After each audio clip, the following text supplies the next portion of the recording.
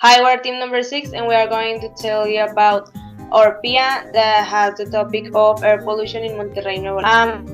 I'm Frida Patron, and my team members are Jessica Robledo, Daniela Calvillo, Jesus Ramirez, Eduardo Morales, and Eduardo Camarillo.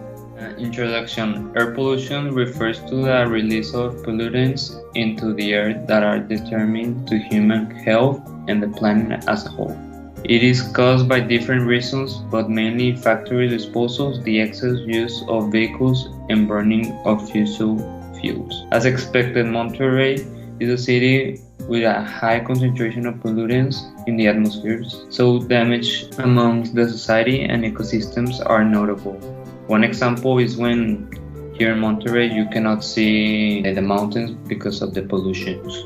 Okay, then we have the problem statement. Our problem statement was like seeing the high pollution in Monterrey.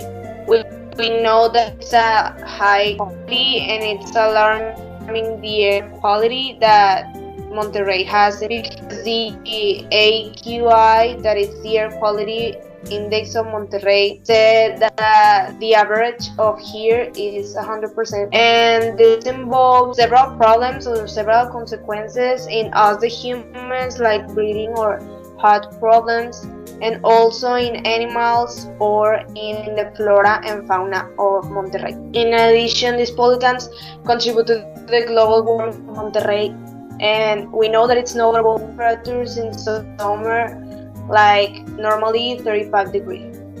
Hypothesis. The solution we consider pertinent is to decrease the use of air conditioners and the conservation of energy in order to reduce the CO2 emission. If we reduce the use of air conditioners in order to save energy, then the CO2 emission will decrease. So now we have the experimentation. So the plan that we want to follow is the next one. The first is calculate the amount of energy consumed by habitant per capita. Then calculate the amount consumed by air conditioners. Next, we have calculate the percentage of energy that the air conditioners use from the total amount. And finally, analyze the results obtained and propose alternatives. Now we have the results.